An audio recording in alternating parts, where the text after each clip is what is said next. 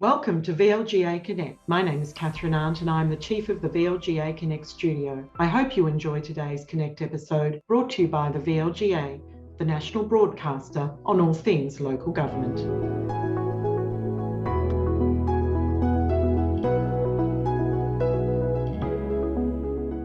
Good evening, everyone, and welcome to the final 2022 VLGA LGIU Global Panel. And this evening, we're talking all things rural and coastal shires, the challenges, hopefully a few solutions, and we'll get to know about some different parts of the world on our session tonight. I'll introduce our panelists for you in just a moment. But firstly, I'd like to call on Catherine Arndt from the VLGA to do a word of welcome. Catherine, hello. Hi, Chris, and thank you. Indeed, I can't believe that this is the last of what has been quarterly global executive panels with our partner LGIU, and we have representatives from LGIU here today, including the head of LGIU based over in the UK, Jonathan Carr-West, who you will hear from shortly. It's been the VLGA's great pleasure to form this collaboration with LGIU and bring really important conversations to you tonight and this morning, wherever you might be, such as the one we're doing tonight. And we're looking forward to continuing this series into next year. We have a great panel lined up for you tonight to talk about a very important topic. We have many rural and coastal shires and municipalities in Australia. And of course, we're hearing also from our panelists tonight from across the globe, from Ireland and also in Scotland. On behalf of the VLGA, I would like to acknowledge the traditional owners on the land from which we are all meeting here and acknowledge their elders past, present and emerging. I'll now hand back to Chris to continue. Thank you. Thank you, Catherine, and thank you for doing the traditional owners acknowledgement. I'd like to say that I'm coming to you from the land of the Wadawurrung people, and I invite other speakers, if they would like to share with us the land of traditional owners that they're joining us from this evening. I'm going to now ask Jonathan Carr-West from LGIU to say a few words of welcome on behalf of his organisation. Thank you, Chris, and thank you everyone for joining us this morning. For those of you who don't know LGIU, we are a global not-for-profit that looks to support innovation and best practice in local government through research, through policy analysis, and through bringing people together in events like this morning. We believe that local government is a crucial institutional form to solve many of the most pressing challenges we face as a society. And we think that local government is at its best when it's informed, when it's engaged, and when it's networked. And so we're very grateful to VLGA for partnering with us on these events, because I think bringing senior local government people together from around the world to thrash through some of these really knotty problems is an amazingly useful thing to do. And I know that participants, both speakers and audience in these events, have found them incredibly useful this year. So welcome. I hope you enjoy the conversation this morning. I know we're going to hear a lot of really interesting insights, and we look forward to continuing the conversations next year. Thank you very much. Thank you, Jonathan, for that. And as you rightly mentioned, it's morning for many of you. It's evening for many of us. And it's great to see so many people joining us from different parts of the globe in this session. I do ask you, if at all possible, to keep your camera on and your microphone on mute until such time as you might participate in the conversation a little later on, and we'll be inviting your questions and comments. You can do that by popping questions into the chat function as we go, as you think of those questions, and there'll be an opportunity to invite you to ask questions a little later as well. We are recording the session, and the recording will be edited and made available to registrants and to members of VLGA and LGIU following the session.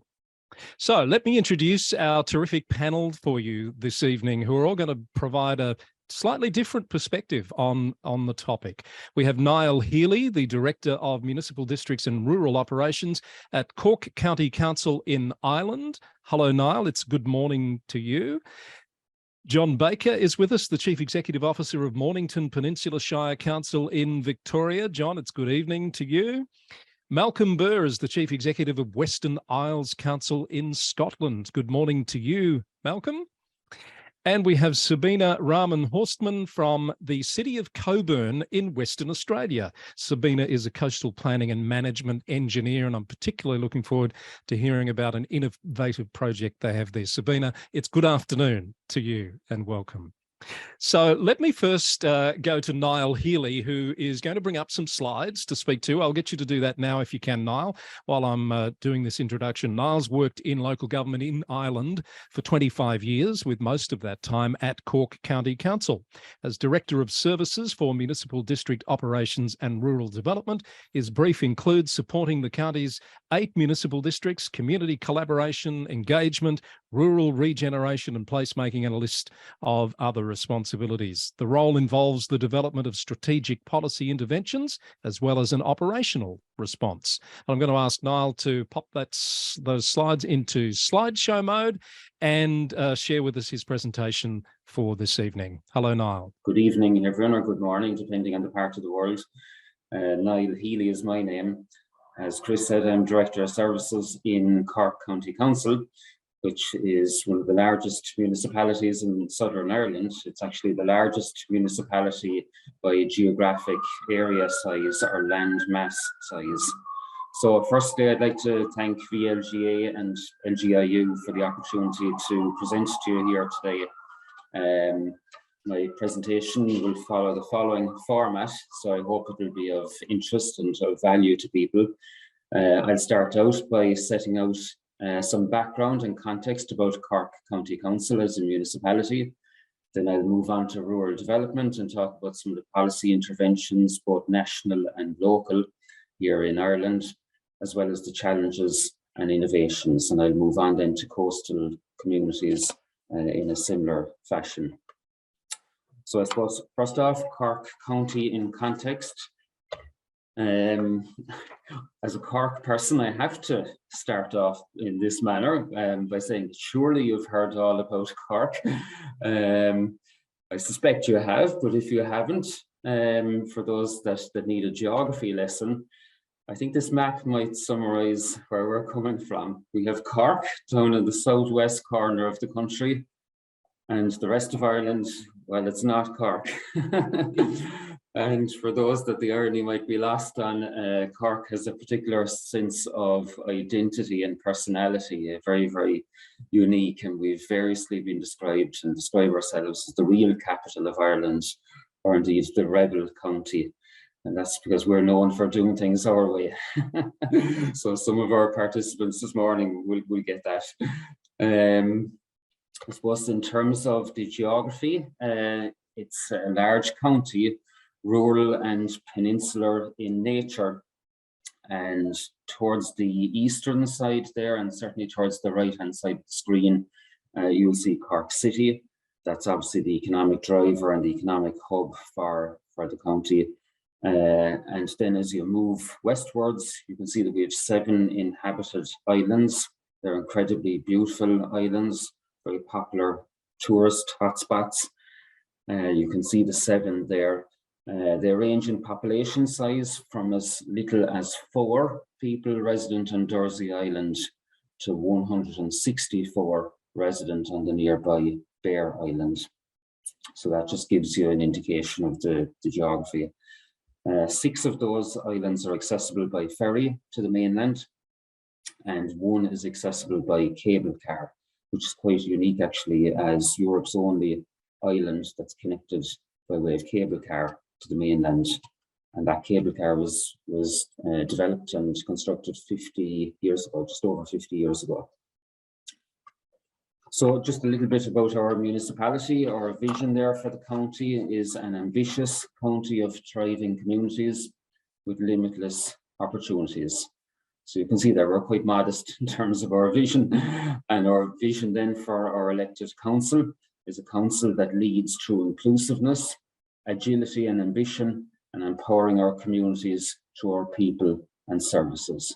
And that's as applicable in the case of islands as it is any of our other citizens.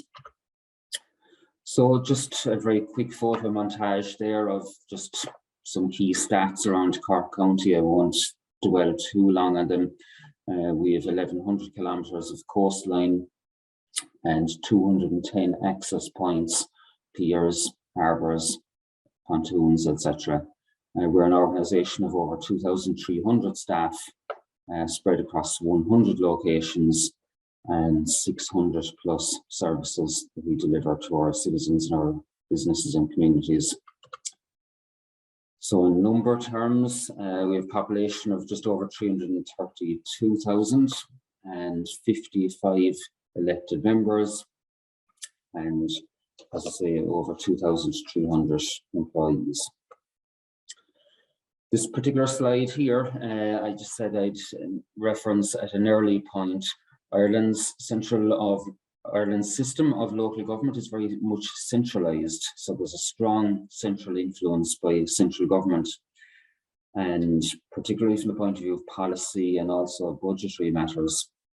So there are a number of national policy instruments that we work towards delivering at a local level, and some of those are set out on screen there, from infrastructure through to planning, investment, economic development, land use, and indeed rural development, which is number 5 there on screen, which is the national policy for rural development called Our Rural Future. So again, an important focus, the key strategic focus for the municipality is to support rural and coastal communities, to support urban and town revitalisation. We have over 19 town settlements across the county and a further 90 village communities that we support. So that's over 110 communities in total. And also Metropolitan Cork is important to us because we border with Cork City Council, which is the other municipality for Cork. And Metropolitan Cork is a very significant part of the county's economic profile, and is a large driver of employment and economic opportunity, which supports not just the city and immediate areas, but also the broader county. So some of our key employers are shown there on screen. As you can see, quite a hub around the Cork Harbour economy area, which, you know, largely small to medium style businesses across the remainder of the county. So on to rural development, and what does that mean for us? Well, first of all, I suppose just to set the policy context, at a national level, there are a number of policies and indeed legislative instruments that chart the policy for local government in Ireland. So we have the Local Government Reform Act of 2014, which empowers municipalities to play a lead role, particularly in relation to economic development and community development. And then we have national policies like Our Rural Future and Town Centres First, which was introduced in the last 12 to 18 months, which is very much around placemaking and the regeneration and rejuvenation of our towns, which are an important part of our asset profile and our delivery structures. At a local level, there's a number of specific Cork County policy interventions. They are the Cork County Council Development Plan, the Cork County Local Economic and Community Plan, which is also a 6-year plan and due for review currently. And then we have 3 Cork County Local Community Development Committees, which is a bringing together of statutory and non-statutory bodies, public and private, to deliver a bottom-up approach to community development. And then finally, we have Cork County Leader Local Action Groups, which is part of our support structure for the EU Rural Development Programme. So as you can see there, as a municipality, we are required and statutorily empowered to lead community development at a local level. That's just a flavour there of some of the policy interventions. So some of the key challenges then, where there are many and varied. Climate change, I think, has to be up there towards the very, very top, actually. That's a challenge for us all these days. So again, the role that we have in supporting sustainable communities, in trying to achieve balanced regional development. Much of our development in Ireland is centred around Dublin, which is the capital. So we work hard to try and ensure balanced regional development in the southwest region. Population decline is a challenge in our rural areas and particularly in our islands. The matter of vacancy and dereliction, there's a strong focus on that now in recent times, but it has been a growing issue and a growing challenge. Placemaking and town rejuvenation and regeneration. There's a lot of investment in Ireland at the moment in rejuvenating and regenerating our towns and village communities. None of this could happen by us on our own, so we have developed strong partnerships with the private sector. I think that's absolutely crucial. And then I suppose a recent and emerging challenge is the Ukraine humanitarian emergency.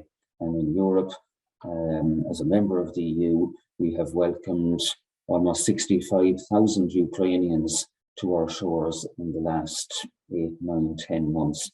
And to put it in context, with a population of 5 million people in Southern Ireland, that's over a 1% increase in our population in a very short period of time. And that has been extremely challenging, but it's a challenge that we're up to and that we very much are happy to tackle. Some of the innovations, again, at the top there, I've set out some of the national funding programs that are managed and administered by the Ministry for Rural and Community Development, or the Department of Rural and Community Development as it is in Irish local government speak. And then some local initiatives. We have established a community response forum back in 2020, which helped us to work our way through the COVID pandemic, and more recently is focused on the Ukrainian emergency response. Other local initiatives that are bespoke to Cork County, various community funding streams, arts grants, town and village enhancement measures, Project ACT. ACT stands for Activating Our County Towns. So that was investment in public realm and community infrastructure. We operate various painting schemes, pop-up shop initiatives, outdoor recreation supports, and indeed we've recently established a property activation and regeneration unit. So all with the intention really of developing and improving quality of life. So just to focus then on a few words on coastal communities, again at a national level, there is a national marine planning framework which is being developed and reviewed, and that charts the way for marine planning infrastructure. We have a national climate action plan, but locally then we have a Cork County climate adaptation strategy, and we respond to various annual funding calls by central government for investment in capital marine projects. More recently, there's been a Brexit adjustment fund to help deal with the effects of Brexit. That's just a flavour there of some of the key documents and imagery of some of the people involved. So key challenges here, again, for our coastal communities, it is climate change, it's coastal protection, rising sea levels. The blue economy is a challenge that we relish and that we're working closely with local partners in playing our parts there. We have other matters then, such as the EU Green Deal, the challenges around sustainability of island living, service delivery on our islands is always challenging, and also, I suppose, future planning in the way of foreshore, offshore, and meeting with our environmental obligations. So some innovations in Cork County. We introduced an interagency committee almost 10 years ago, which has been very, very helpful in bringing all the parties to the table and planning and coordinating and integrating our actions. We have a coastal committee. We have a marine tourism strategy, which has placed a strong focus on expedition cruises and that whole sector. And we've been very active in the area of LED public lighting, retrofitting on our islands, working with colleges to introduce third level degree programs that will be based on our islands. We've invested in the arts and also in coastal and tourism infrastructure, everything from greenways to boardwalks. So that's an image there of Dursey Island cable car. as you can see, a most incredibly scenic and beautiful part of the world. So some final concluding remarks, Chris. Just my key messages. I think it is all about leadership, both nationally and locally, about partnership, because a municipality cannot act alone and will not achieve progress without working in partnership with public and private agencies. And very much we're focused on a bottom-up approach through networking, collaboration, and always with an eye towards sustainability and future proofing. So I'd like to thank you all very much for listening to the presentation. I hope it was of some interest and of some value to you all. So it's over to you again, Chris. Thank you very much, Niall, and I'm certain that it was, and that people will have some questions for you in just a little while. I've got a couple jotted down just in case we need them, because you covered quite a bit of ground there. It was terrific. So I want to move on to John Baker next, who's the Chief Executive Officer at Mornington Peninsula Shire Council in Victoria. John's been in that role for over 4 years now, and has held roles in public and private sector in the UK and in Australia. And he's going to talk to us about the coastal challenges being experienced on the Mornington Peninsula Shire this evening. John, if you're able to share your screen and slides, take it away when you're ready. So yeah, good evening, good morning, and good afternoon. So that's quite a stretch. Today, I'll just talk a little bit, I think, about the challenges that we face down on the Mornington Peninsula as far as the management of our coastal region, and some of the governance issues in particular that I want to talk about. Before I do that, I'd like to acknowledge and pay my respects to the traditional custodians of the lands and waters on which I am, the Bunurong people. I acknowledge that the land on which I stand is the place of age-old ceremonies, celebration and renewal, and that the Bunurong people's living culture continues to have a unique role in the life of this region. So with that said, a little bit about where on earth we are. Certainly, we're down in the southeast coast of Melbourne, and that is the east coast of Australia. For those that are unaware of that, we need to remind everybody. I remember the first time I did a presentation when I moved over to Australia, I had a big map with the word Australia across the side of it, and I was presenting to people in Australia. They said, yeah, we know where we are, John. Anyway, I've got used to that now, but this is where the Mornington Peninsula Shire is.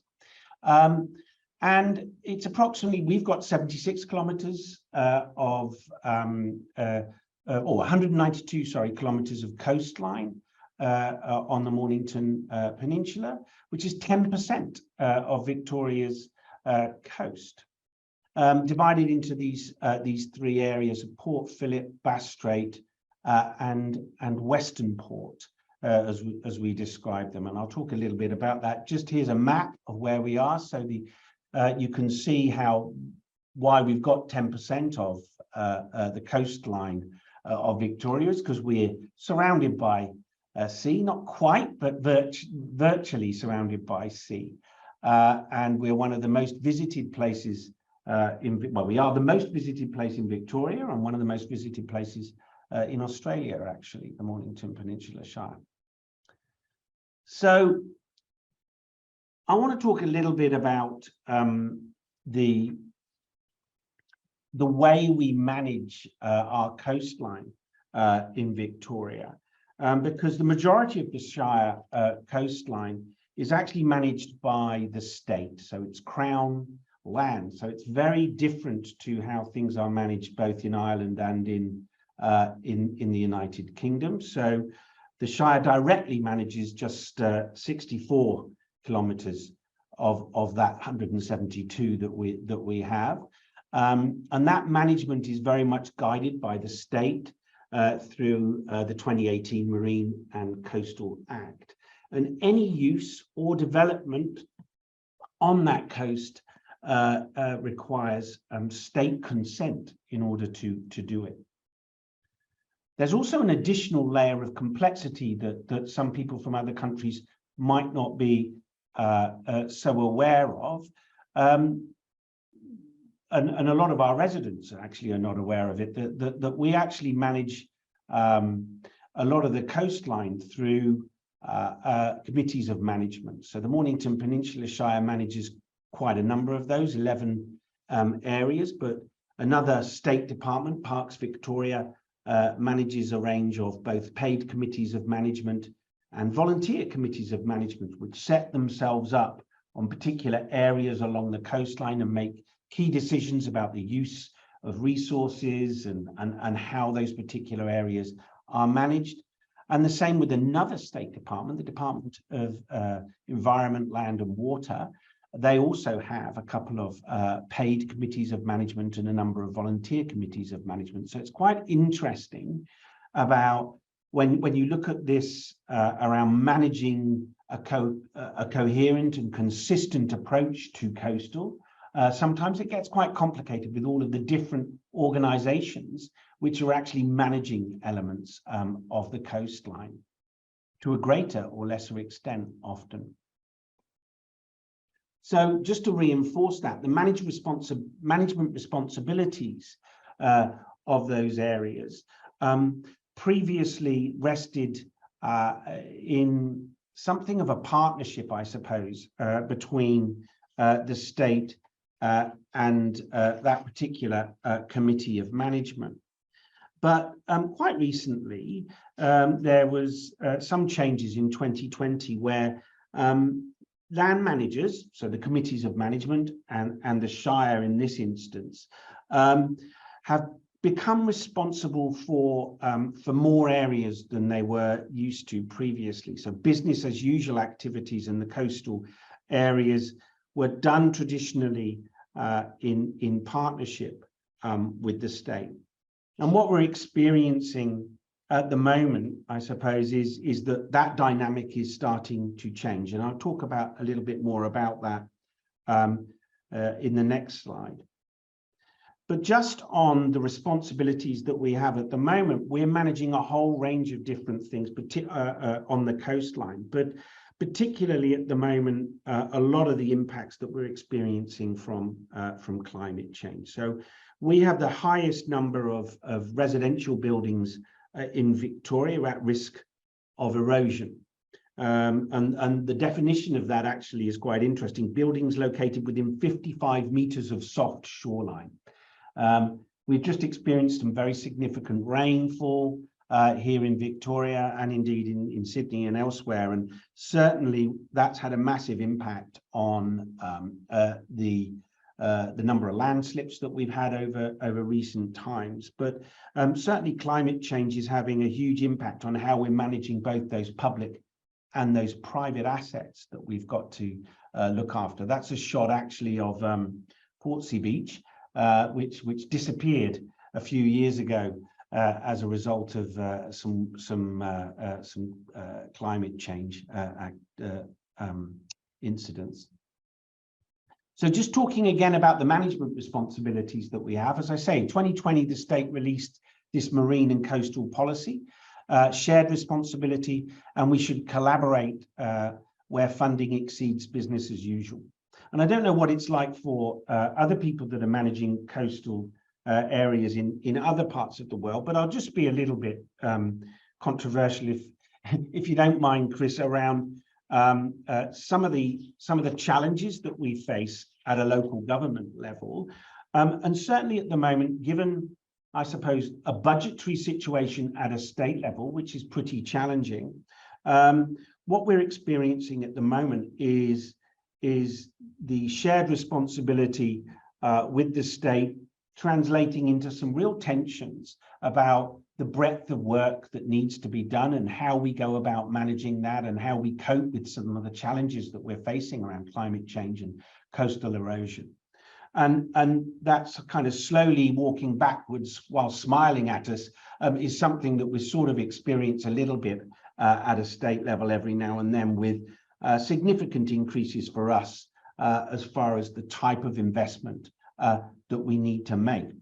And just to reinforce the level of challenges that we're facing at the moment, I've got this slide here where we did 2 key pieces of modeling, and there's more being released very shortly, around some of those impacts on our coastline at the moment. And the two areas that you're looking at there, Western Port local coastal area and the Port Phillip coastal area, are showing residential areas that we've got. The first one there is in Merricks, which is a less built up area, but the Port Phillip area there is, as you can see, heavily populated and a residential zone.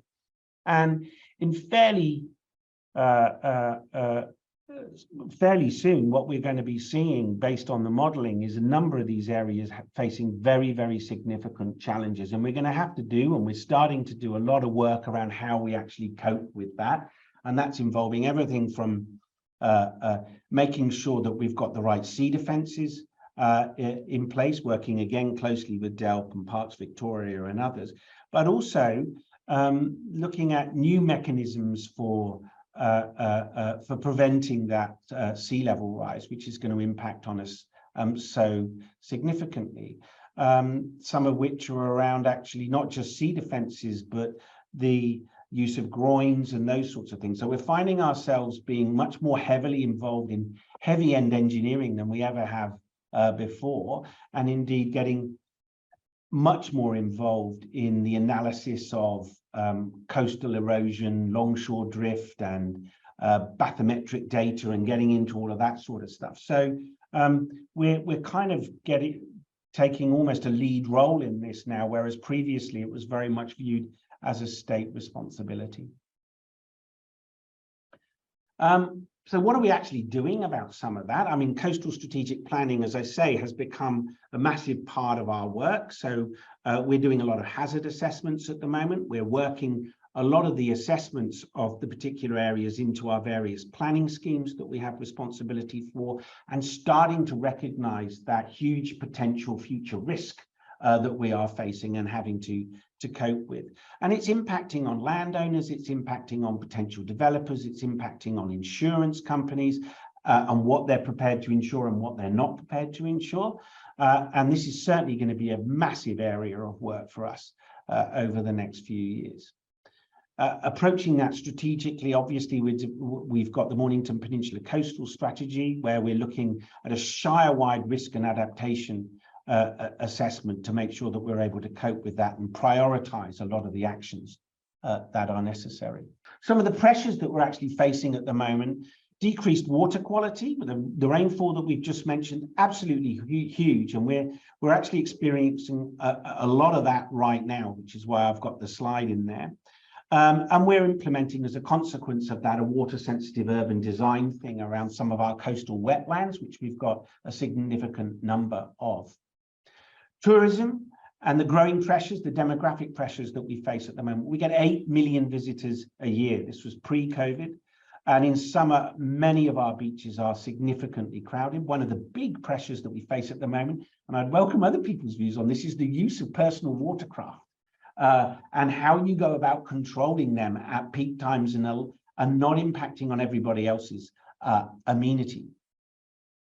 A lot of our infrastructure is quite aged, a lot of it built in the 1970s. So we've got some beautiful piers, beautiful areas, but many of those structures are beginning to fail and require significant investment for renewal.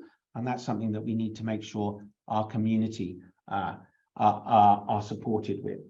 I don't want to leave you with the impression that the Mornington Peninsula Shire has got nothing but challenges and is a terrible place. Here is one picture down at Portsea of some of the beautiful beaches that those 8 million people visit. Here's another one, Arthur's Seat, that might well be of interest to those joining from Scotland. This is our Arthur's Seat down on the Mornington Peninsula. It's not Edinburgh, but it's pretty beautiful. And lastly, of course, the iconic beach boxes that you see so many posters of on the Mornington Peninsula and indeed across Victoria. So I'll leave it there, Chris. Thank you very much, John. That was terrific, and I'm sure people will have questions. And on that note, if any of our audience would like to start popping their questions in the chat window, that would be appreciated, because we have 2 more speakers and then we're going to get into open Forum. So next up is Malcolm Burr, who we're just going to have a chat, Malcolm, aren't we? Malcolm is the Chief Executive of Western Isles Council. I can't pronounce the other name for it, Malcolm. I've connected with you on LinkedIn. Can you say that name for me? Shire. Yeah, I still can't say it. Thank you. I'll take your word for that. And you've been there in that role, I think, for 17 years and 25 years or so at the assistant or CEO level. So I imagine you've built up quite a bit of knowledge and some stories about life in the Western Isles and what it's like to manage the challenges that you have. Can you just set the scene for us as to where you are exactly, firstly? Yes, happy to do that, Chris. The Western Isles, or the Outer Hebrides, perhaps as they're better known to the wider world, is an area of 27,000 people. If you superimposed our area on the map of Scotland, it would cross the entire country from around Glasgow to Aberdeen. So it's a substantial area, sparsely inhabited, obviously. A very interesting area in social anthropology terms, I suppose. It is the heartland of the Gaelic language, which is spoken by at least 65% of the population, and that is not just knowledge, that is fluent use of the language, particularly in the islands to the south. We're a mixed population religiously, interestingly. The Protestant Reformation never reached the southern isles of Barra, Battersea, Eriskay, South Uist and Benbecula. So these areas, almost unique for Scotland, are about 80 to 90% Catholic. The northern isles of Lewis and Harris are equally 80 to 90% Reformed Protestants. So that's a very harmonious relationship, I should say, but it does give us a uniqueness in the rest of Scotland. And I would say historically, largely because of the predominance of Gaelic, attitudes to the Western Isles, probably until the beginning of the last century, were fairly colonialist. There was a determined attempt to impose English language, English, Scottish, and the structures of mainland Scotland onto a Gaelic-speaking community, and that has its effects, of course, on cultural confidence and just the dynamic of how the islands work. But the council which I serve, Cornwall and Shire, Council of the Western Isles, is now 45 years old, and almost unbelievably, apart from Stornoway Town Council, that was the only form of local governance in the islands ever. Until 1975, the islands were administered from Inverness or Dingwall as part of the counties of Inverness and Ross and Cromarty. So there was very much a feeling that things were done to you. You didn't really do things yourselves. So that change over the last 45 years has been massive, and has been demonstrated on the ground with the fact that about 70% of the land here is now owned by community landlords, elected bodies, which now discharge the function of landlords, which in an area which has suffered from landlordism, and I suspect Irish colleagues will know what I mean by that. That's a very big change. But I think we're ready for another change now in Scotland. As many will know, Scotland is politically split on the question of independence from the rest of the UK. Whatever opinion poll is taken, it usually averages about 50-50. That debate rages, it dominates Scottish political life. But whatever one's views on that political question, there is undoubtedly a feeling that things are changing. And I was interested to hear Niall's comment about centralised government in Ireland.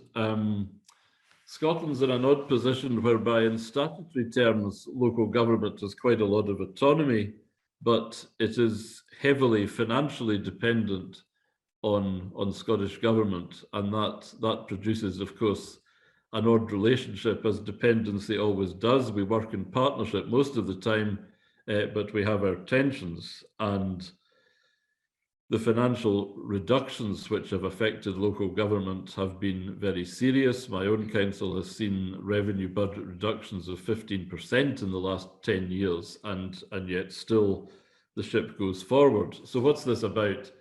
I think catching the mood for change, there is simply too much structure, too much governance structure in the Western Isles for 27,000 people. We still in Scotland tend to look at things sectorally, i.e. by, whether it's health, education, housing, and have initiatives and work in respect of all of these areas rather than looking at it more holistically. And what our aim here in the Western Isles is to build on that increasing confidence within the community, shown by community ownership, to create much more of a community-inspired partnership, and to take at my level the structural reform of local government services. We run education and social work, I think, which is not unique to colleagues around the room. We don't run health, but we really need to look at a much more integrated delivery of public services, not just for financial reasons, but for reasons of genuine community empowerment. So I'm very grateful for the opportunity to talk about this today and to hear from colleagues elsewhere about how their structures work and deliver for what really matters, which is the communities we serve. So You'll Malcolm, regret ever asking me a question, Chris. No, this is fine. I've only had to ask you one so far. I'll ask you one more. That challenge of embedding that community empowerment, that genuine community empowerment you're talking about, is that a task that you think is more difficult for you because of where you're located and the type of community that you have? No, I don't, because community accountability is a feature of communities like ours. We've had to rely on ourselves for most of our history. The state has been often benign, but sometimes hostile and sometimes overbearing. So you have to earn people's trust as government. It's not going to be automatically assumed you're a force for good. But once that trust is earned, once that partnership is formed, there are no limits, because islands are resourceful areas. They have to be. They're used to doing things from scratch and doing things their own way. So there's a great energy to be harnessed there. I come back again to community land ownership, which is a big psychological stretch when one looks at the islands 50 years ago. To have most of the land owned and managed by communities, I think shows the growing level of confidence. And it's our job as public authorities to tap into that and deepen these partnerships, because it's now a financial necessity in Scottish local government, but it's a good thing in terms of democracy and empowerment in any case. Malcolm, you said, I think 27,000 was your population. Is that showing any signs of growth or decline in any particular sense? Bit of both. Our population is stable. Interestingly, the most healthy demographic balance is in our smallest islands, Burr and Battersea, in the south of the Outer Hebrides. They have the best demographic balance, and that's the issue. The population is stable. Despite the doomsayers of many years ago who predicted, I think, an overall population of 23,000 by now. It's actually grown slightly, but the working age population continues to fall, and there is also, I will say it because I think it's objectively justified, the disaster that was Brexit for Scotland's rural areas has only compounded these difficulties. A lot of people who came here, often from Eastern Europe and elsewhere, have simply left. They will not be replaced. They were an important part of our society and our economy, and in a post-Brexit environment, it is very difficult to see any improvement there. I need hardly add that the Western Isles was voted pretty decisively, as did Scotland, for remaining within the EU. Malcolm, I'm conscious that you have to leave us in about 10 minutes and we have one more speaker to come. So I might just prompt the audience if there's any particular questions they want to ask you about Western Isles while you're with us. Perhaps speak up now. Can you tell us about the background that you're speaking in front of there, Malcolm? What is that scene? That is the biggest hill in the island of Burr. It's the statue behind me is the statue of Our Lady, the statue of the Virgin and Child, looking south over the Bishop's Isles, which are the smaller, now uninhabited islands to the south of Burr. So I always boast it's the only hill I've climbed in the last 5 years, so I have to make the most of it. Well, it's very picturesque. Thank you, Malcolm. We might let you just catch your breath and hopefully have time to come back to you shortly. But I do want to bring our last speaker in. It's Sabina Rahman-Hortsmann from the city of Cockburn in Western Australia. Sabina is a coastal planning and management engineer. Sabina, welcome to our session this evening. As you bring your slides up, I was particularly keen to hear you talk about this Australian first anti-erosion reef trial, which you're going to talk about, which has been recognised, I think, across the country and is expanding. And you'll tell us how that came about and a few other interesting things about your coastal environment. So take it away, Sabina. Hi everyone, my name is Sabina Rahman-Hortsmann and I'm the Coastal Management and Planning Engineer at the City of Cockburn. I'd like to begin by acknowledging the traditional custodians of the land on which I'm standing on, the Whadjuk Noongar people of Billia Budja, and pay my respects to elders past, present and emerging.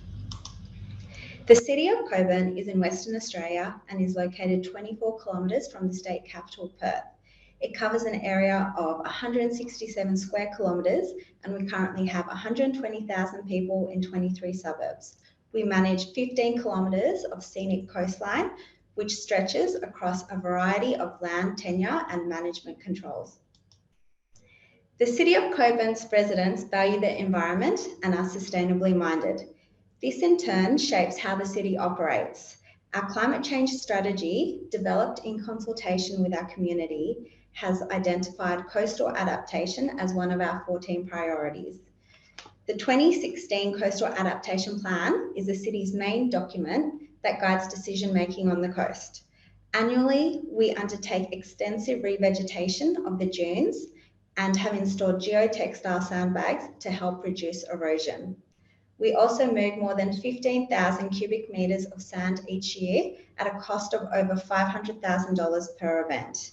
Annually, the city spends over $600,000 on coastal protection works. There are also concerns about the future availability of a sand resource and we are investigating other sand sources.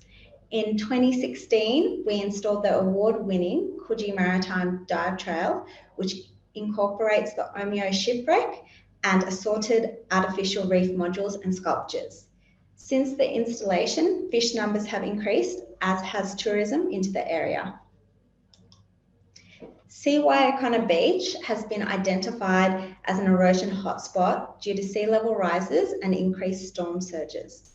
It has experienced persistent erosion in the last 20 to 30 years, and we have currently lost over 50 metres of shoreline, including dune loss. It has impacted infrastructure, and we've had to relocate pathways and fencing. To help the city adapt and plan for the future of Seawaiakonna Beach, community feedback was sought between October and December 2019. 329 people provided feedback through a survey, online discussion board, emails, workshops, and pop-up sessions. And over 680 people visited the Comment on Cockburn page. The city asked residents and visitors how they use the beach and what their key priorities were for the beach in the future.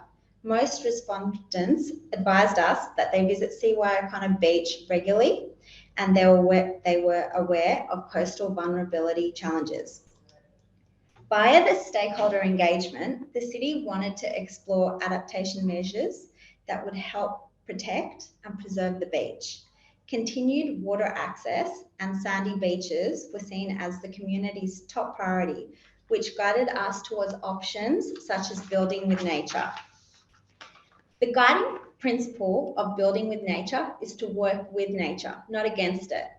It is a new philosophy about the design and construction of water-related infrastructure that harnesses the forces of nature for the benefit of humans and the environment. It is an approach that aims to deliver beyond the standard impacts assessment to identify win-win solutions for maritime infrastructure projects and the environment. It looks for opportunities to create and simulate nature into project designs and not only focus on ways to avoid or mitigate potential impacts. Natural reefs protect coastlines by attenuating wave energy prior to reaching a coastline. Artificial reef structures can similarly protect coastlines whilst also delivering a variety of ecosystem services and as such offer additional benefits over conventional engineering structures. The engineered fringing reef was seen as a practical solution that would retain beach, provide marine habitat and create a new recreational resource. Fringing reefs have been used in other parts of the world. MMA Offshore, the local supplier who helped install the dive trail, approached the city about constructing an engineered fringing reef in Cockburn. MMA Offshore had installed an engineered fringing reef in Montchoisy in Mauritius in 2019, which had restored beach amenity and 3 large-scale ecosystems in seagrass meadows, dune systems, and fringing reefs. MMA Offshore have been undertaking considerable research and development in this area with the University of Western Australia, who have been tank testing a range of artificial reef structures. Modelling was undertaken to see how an artificial reef could work at Waiakona Beach. The diagram at the top of the page shows a comparison on sediment flow between the current situation and the engineering fringing reef scenario. As you can see, the modelling indicated that there would be some shoreline accretion in the section impacted by the reef, which means we would be able to preserve for longer the beach as per our community's wishes. The city applied for a grant from the Department of Transport to trial the first engineered fringing reef in Australia. The city wanted to assess the reef's effectiveness to attenuate waves and swell to reduce erosion. Subcon reef modules, known as bombaras, were used to construct the reef. Each bombara weighs 3.28 tonnes and are precast modules constructed with a mix of concrete and recycled materials. The bombaras are 1.7 metres high and 2.1 metres wide at the base. There are 27 different holes of different dimensions and they're designed specifically for a variety of marine habitats. The concrete used is 50 MPa marine concrete. So the city was successful in receiving a grant of $214,349 from the Department of Transport, a further $350,000 from the city and $200,000 from Subcon were put towards the construction and installation. The total cost was therefore approximately $764,349 Australian dollars. Prior to installation, a baseline habitat survey was undertaken, which identified 29 fish species, with 45 fish species identified at a natural reef control site. The reef was installed 100 metres offshore in April 2022. It is at a depth of 2.2 metres to mean water level, with the top placed approximately 50 centimetres under the surface mean sea level. It is 100 metres long and consists of 3 rows of 45 bombara modules. The bombaras were installed using a barge with a 25-tonne crane. Soft slings were used to crane the bombaras onto the seabed. The installation took approximately 3 weeks and with about 10 bombaras installed per day. The next 3 slides show the final design and the completed project, which we're very proud of.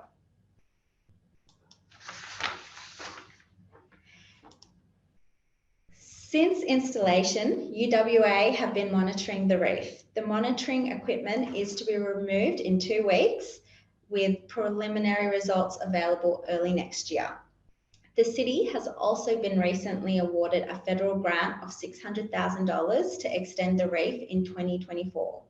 A likely design is extending the reef 50 metres north and south. Community interest in this project is high. Additional projects are being delivered to enhance the reef, with a seagrass establishment event called Seeds for Snapper occurring this weekend, where seagrass seeds are going to be distributed on the seabed. Seagrass will help stabilise the sand and create further habitat. MMA Offshore are also using the results from the reef to research and develop guidelines for future installations of engineered fringing reefs. Australia's first engineered fringing reef was installed to protect what our community valued, which was retaining the amenity of our beach whilst minimising coastal erosion. The ongoing relationship with the commercial and educational sectors in MMA Offshore and the University of Western Australia helped bring this idea to fruition. It is possible to work with nature. When we have a paradigm shift from thinking from building on to building with nature, we can create meaningful infrastructure that understands our stakeholders, uses natural processes to achieve our project goals, and protect our environment. Thank you for your time. Sabina, thank you. That is extraordinary, and I can see people have really been looking at those images very closely. What sort of interest have you had from other parts of Australia about this project? We've had quite a few people talk to us and ask us how we've done it, or how the engineering was done. I think that, there's quite a lot of interest. We've only installed it in April, so people are very interested in what the results would be. For an engineer such as yourself, this must be a fun but a really career-defining project to be involved in, I would imagine. Definitely. I became an engineer to help with the environment and to create solutions that would protect it. And so this is exactly that. I'm very lucky. Fantastic. Thank you, Sabina. If you're able to hang with us for another few minutes, and I know Malcolm might need to leave us, I do want to throw it open for questions from the audience and bring in Catherine, who often corrals the questions for us in this part of the session. Catherine, what are people wanting to know about? Thanks, Chris, for that. And I did just want to let the audience know that I know Chris had asked Malcolm to pronounce the other name of his shire there. And I did want to say that Chris usually takes great pride in being able to pronounce everything. So he's become unstuck with this one. So yep, no, that one beat me. After all, thank you. Look, I've also just shared in the chat there a couple of reports that might be of interest to the audience and are particularly relevant to the discussions we're hearing today, and also demonstrate the work that the various agencies are undertaking in partnership with local government, and recognising, for the very reason that we've talked about today, the fact that local government is closest to the community, and it's the communities and local government that need to work together to not only identify the solutions that their shires might need, but also to work with those key central agencies that I think all of our panellists have talked about today. I would also like to recognise all of the elected representatives that we have in the room today. We do have a few, and in particular, I'd like to acknowledge Councillor Denise Massoud, who is President of the VLGA, who's with us today. Now, if I do go to the chat function, I see that I've got a question here from Councillor Sarah Race. Sarah, did you want to talk to your question? Yeah, happy to actually. I was interested in Cork County Council, their partnerships with private enterprise. We haven't really explored that relationship yet, so I was interested to see how that worked for them. So I suppose, yeah, it spans a number of different levels, and some of it is on a formal statutory footing through our local community development committees. And other elements of it then, I suppose, are very responsive and more localized. So again, we're very conscious, I suppose, of some of the key stakeholders out there, and certainly business and employer representative groups and town chambers that represent small and medium business and town interest groups. That's a group that that contributes a significant amount of funding to local government in Ireland through the payment of commercial rates. So we do work very, very closely with them in trying to understand what are their priorities and what matters to them. So we have formalized town teams across the county. So we have 19 key towns, and each of those towns, we have a town team that works very closely with business, with retail, and with the commercial sector. I suppose from a housing development perspective, we have established a separate company, which is a housing infrastructure services company, and that operates on a private commercial basis. And it works with developers in trying to plan for the development of large housing projects. So part of the role of that company, HISCO, is to see if it can provide supports in the way of developing infrastructure pre-development, so roads, footpaths, street lighting, etc., and to provide bridging finance for that, so that it allows developers then to focus on what they're good at, which is building houses. So the services company provides the infrastructure, the developers then subsequently build the houses, and there's a payback mechanism then to fund the initial investment in the services works. But we have partnerships across a range of sectors. In terms of tourism, one that springs to mind is our close connections with the cruise industry. And that involved talking with some of the key operators, some of the key global operators that operate in that space, and developing links and partnerships with them.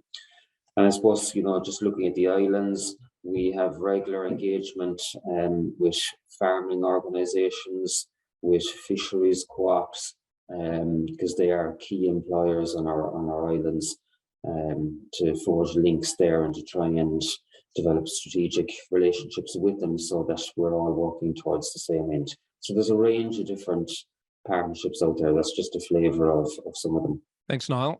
Catherine, next question, please. We have one here from Councillor Denise Massoud, and this is for Sabina.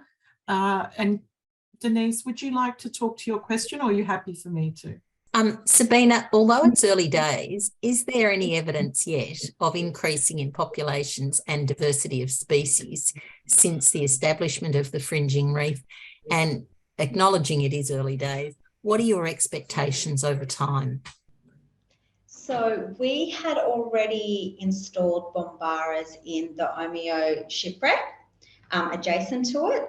And so if we use the same numbers, it was approximately 29 fish species, and now we've got over 100 different fish species in that location. So we're fairly confident that the numbers will increase. Already we've seen just naturally like marine habitat growing on the bombaras. And so by us installing on Saturday the additional sea grass seeds, we're very confident that it's going to increase quickly. Excellent. Thank you, Sabina. Catherine, if I may, this might be for Malcolm or Niall. Both of you mentioned Brexit as an issue, which of course is something that we haven't really experienced. Just how significant has that been on the coastal and rural challenges that you're dealing with? Because I know Niall mentioned an adjustment fund. I was wondering how significant that was. And Malcolm spoke, I think, in terms of not very favourable about the impact of Brexit. Malcolm, would you like to go first? Yes, happy to give some thoughts on that. The EU, in its long and complicated history, has generally been very, very good for islands and rural areas. There was what's called peripheral maritime regions, i.e. us. We're very much the focus of the EU's work. There was an Islands Commission which did a great deal of work with the wider EU institutions, particularly the Commission, the civil service of the EU. The EU was also very supportive of minority languages such as Gaelic. So we miss it, and what has been promised, or what has been delivered so far through UK structural funds, has not come anywhere near the level of funding. And equally as important as funding is the level of understanding, I think, of the position of islands, mountainous regions, regions with particular geographical difficulties in the economic sense. So we in the islands miss the EU very much, and the Islands Commission, which provided a forum for all of Europe's islands to share experiences and not just talk, to actually do a great deal together. So it's a massive loss. Niall, just a brief comment from you, if I may. Thanks, Chris. Yes, it has had a significant impact, actually. And I suppose has served to create a lot more paperwork and bureaucracy as a result. Traditionally, Ireland has had very close economic ties with the UK, and the UK would have been our largest trading partner. And whilst the UK continues to be a very significant partner, there's a lot more, I suppose, engagement now with Central Europe. So a lot more business is being done with Central Europe as opposed to the UK, which would have traditionally been the case. So it has impacted on everything, really, in terms of transport, connectivity. A lot of our ferries and commercial traffic are now coming directly from France or the Netherlands and docking in Irish ports directly, rather than passing through the UK, which would have been the case previously. And the reason for that is, that the transport of goods through the UK now results in a lot of paperwork being exchanged between Europe and the UK. And then the onward dispatch to Ireland would involve paperwork between the UK and Ireland. So it's leaving Europe to then re-enter Europe, which is obviously very, very challenging from an administration perspective. But it's impacted across the board, everything to do with procurement, contract management and administration, data protection, all of those issues. New rules have had to be written, and new processes and procedures have had to be put in place. I suppose from the point of view of people on the ground, I referred to the fishermen earlier. The territorial waters have been adjusted, and that has had an impact as well on people's livelihoods, directly and indirectly, and that continues to be a challenge. And that's why government and the EU have put funding mechanisms in place to try and help to address some of the more direct and immediate impacts that have been experienced. That's really interesting. Thank you, Niall. Catherine, I'm thinking we might need to start wrapping up. If we've got one, maybe two quick questions we can squeeze in. I think we've got a couple more that have just come in through the chat. We have one from Councillor Antonella Celli. Antonella, would you like to speak to your question? Yes, thank you, Catherine, and thank you, Chris, and to everyone. Welcome. I would just like to ask this question to Niall, and possibly, if it's relevant, to also Malcolm, if he hasn't left the panel already. Malcolm's just had to leave us, Antonella. So. Okay, well, that's not a problem, but thank you. Just the type of an impact that the annual funding calls from central government have on Cork County. How are they structured? Again, there's I suppose a range of different systems that are out there, but increasingly so, the funding calls are now run on a competitive basis. So rather than a fixed allocation being allocated to each municipality, the pitches and the bids for funding are now based on the quality of your submission and the strategic nature of it, and how it speaks to the overall eligibility criteria. So it is very much a competitive bidding process that's being introduced now in the main. And I suppose, look, there's positives and negatives to that. Previously, Cork County felt that it probably wasn't doing as well as it could have done, because a fixed allocation per municipality would have meant that a county the size of Cork wouldn't have benefited as well as smaller local authorities or smaller municipalities. But we're very much in the space now where it is competitive bidding, and I think, you know, there's certain strengths to that. There's no doubt about it. But we are heavily reliant on central government for capital investment. So while each municipality has its own revenue budget, and that's produced on an annual basis, and, you know, local authorities have limited fundraising powers at a local level, we are heavily dependent on central government for capital investment monies. Oh, wonderful. Thank you, Niall. Thank you. Thank you, Niall, and thank you, Councillor Shelley, for the question. Catherine, I might hand over to you. Thanks, Chris. I actually had one for John, if he doesn't mind. I was really interested to know how Mornington is engaging with the community, I guess, to communicate and outline some of those challenges that you've shared with us today, particularly in regard to future, you know, I guess, impacts on residential areas. Yeah, one of the things we've got at the moment that we're making full use of is through this sort of legislation around deliberative democracy that the Victorian government introduced, is a rolling citizens panel. So we have 47 citizens that sit on this panel, different ones every year, and we're able to test a lot of our thinking and a lot of our ideas with them.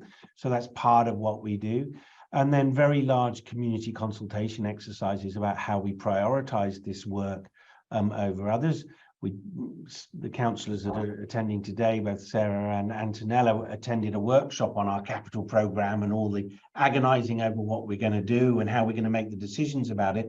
So part of that is about going out to our community and consulting with them there. We got about 2,500 submissions to our process last year. So it's quite an informed and well-developed system we've got down here. Thank you. Thanks for that, John. I had one last question for Sabina.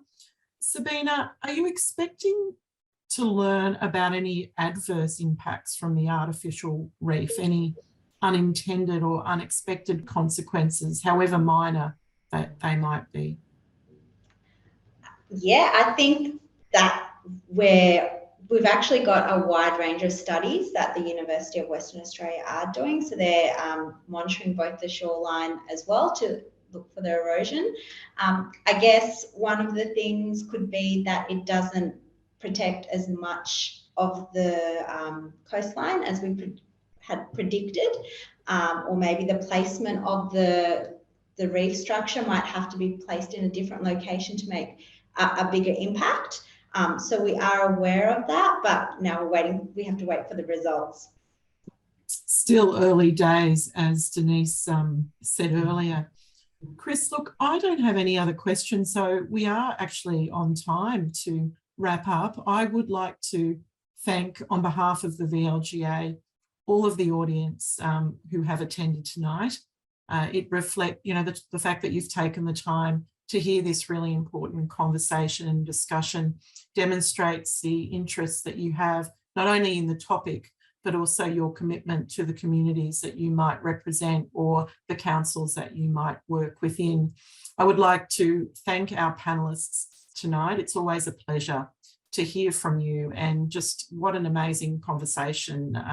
Such similar issues, potentially some shared remedies, but also some very distinctly different jurisdictions. And I think that came through tonight. For those who don't know what or who the VLGA is, we're the peak body supporting good governance in the local government sector, and we support many councils in Victoria, but we also present programs and services nationally and also globally now in our partnership or through our partnership with LGIU and these panels. And we look very much to continuing them next year. But I will hand back over to Chris to wrap up tonight. than this morning, today, wherever you might be. Thank you. Thank you, Catherine. That's nicely summed up. I'd like to give my thanks to Niall Healy, to John Baker, and to Sabina Rahman-Hortsmann, and of course to Malcolm Burr, who had to leave us a little while ago. I'm sure all of our audience got much out of your presentations this evening. I did note someone left in the middle of your presentation, Sabina, reluctantly, and I then remind folks that this has been recorded and will be packaged up and distributed to registrants and to members of the VLGA and LGIU in the coming days. So that just leaves me to thank you all for your participation, and we hope to see you again on another global panel very soon. Bye for now.